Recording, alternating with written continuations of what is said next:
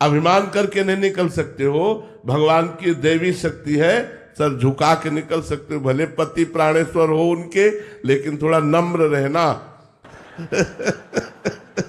तो इसलिए भगवान का नाम जप करो और सबको अनुकूलता प्रदान करने की कोशिश करो। और अर्धांगिनी अपना प्राण होती है, जैसे हम अपने प्राणों का पोषण करते हैं, ऐसे अर्धांगिनी का पोषण करो। वो माया आपको बाधा नहीं पहुंचाएगी, वो आपकी अर्धांगिनी है, आपका सहयोग करेगी, आपको सुख प्रदान करेगी। लोक और परलोक के लिए वो संगिनी है, उसे निषेध मत समझिए।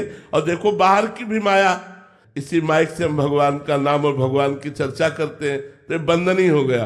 तो जो प्रतिकूल व्यवहार किया जाए तो माया निंदनीय, और जो अनुकूल व्यवहार किया जाए तो माया बंधनी हो जाती है कि नहीं। तो माया तो बंधनी है। माया ने हमें शरीर दिया, माया ने शरीर पोषण के लिए भोजन दिया, माया ने हमारे मनोरंजन के लिए संसार रचा। निषेध क्या है? गलत आचरण, गलत व्यवहार, गलत चिंतन, गलत क्रिया। अगर ये छोड़ दी जाए तो माया आनंदमयी है, दुखद कहाँ है? दुखद है हमारे पाप, हमारे गलत आचरण, हमारी गलत सोच, हमारी गलत चेष्टा। इसी को तो संभालने के लिए सत्संग हो रहा है। अगर ये छोड़ दो तो माया माँ है। जैसे माँ अपने बच्चे को दुलार करती है, ऐसे माया हमारा पोषण करती, शोषण नहीं करती।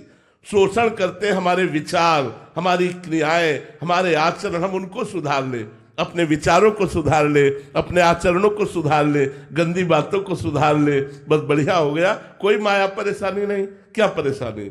अगर ये माया ना होती तो बैठे कहाँ होते? अगर ये माया ना होती तो इतनी आवाज कैसे सुनते? अगर ये माया ना होती तो तुम प्रेमानंद की आवाज भी नहीं सुन सकते थे, क्योंकि इस ढांचे के अंदर जो तत्व है उसको तो हम जान नहीं पाएंगे। हम बाहर जो निकलेगा वो समझ पाएंगे। तो बाहर जो वाणी निकल रही वो माया से। ये वाकेंद्री भी माया है, मन भी माया है, बुद्धि भी माया है। तो ये भाई माया निषेध नहीं है, गलत आचरण निषेध है, गलत चिंतन निषेध है, गलत क्रिया निषेध है। जैसे देखो बर्फी माया है, लेकिन ठाकुर जी को भोग लगा देते तो हाथ फैलाने का मन होता है ना, ए भाई थोड़ी सी देना हमको। क्यों? क्योंकि वो भगवान को समर्पित हो गई। तो नाथ सकल संपदा तुम्हारी, मैं सेवक समेत सुत नारी। कहाँ माया परेशान करेगी? आनंद ही आनंद हो जाएगा। अगर आप स्वामी बनोगे और अहंकार पूर्वक उसे दासी समझोगे, मनमानी आचरण कराना चाहोगे, तो फिर माया अपना रूप दिखा देगी। और अगर आप दास बनकर सेवा करोगे तो आपकी सेवा करती रहेगी, आजीवन आपको सुख पहुंचाती रहेगी। प्रीत जी इंदौर से। महाराज जी आपके चरणों में कोटि कोटि प्रणाम। महाराज जी सबकी ममता ताग बटोरी, मम पद मन ही बांधी बरी डोरी। महाराज जी इस पद को या इस श्लोक को कैसे अपने जीवन में उतारे महाराज जी? देखो सबसे प्रथम बात तो है खूब संतों का संग करो। जैसा संग करते हैं वैसा ही रंग चढ़ता है। संत भगवान के चरणारविंद की अनन्य ममता से युक्त होते हैं।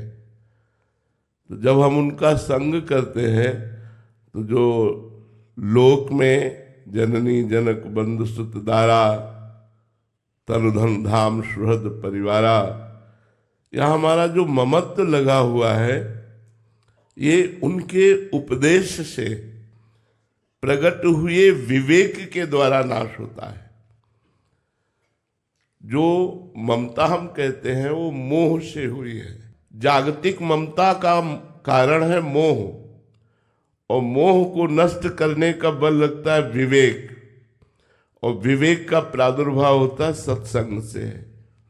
बिन सत्संग विवेक न होई। बिना साधु संग के विवेक नहीं जागृत होता, और बिना विवेक के समस्त मोह का नाश नहीं होता। और मोह गए बिनु राम पद होए न दृढ़ अनुराग। जब तक मोह का नाश नहीं होता तो भगवान के चरणों में दृढ़ ममता नहीं हो सकती। इसलिए खूब सत्संग सुनिए, नाम जप कीजिए, शास्त्रों का स्वाध्याय कीजिए, पवित्र भोजन पाइए, पवित्र आचरण रखिए, तो धीरे धीरे हृदय की मलिनता नष्ट होगी और प्रभु से अपनापन होने लगेगा। जैसे जैसे हमें भजन का अनुभव होगा वैसे वैसे सब ममता नष्ट होती चली जाएगी। अगर ममता हमारी प्रभु के चरणों में हो गई, बस हम माया पर विजय प्राप्त कर लिए। सबसे कठिन बात है प्रभु से प्यार होना, प्रभु से अपनापन होना। तो संतों का संग, शास्त्र स्वाध्याय, पवित्र भोजन, पवित्र आचरण, इनके द्वारा हम सांसारिक ममता का त्याग करके भागवतिक ममता को धारण कर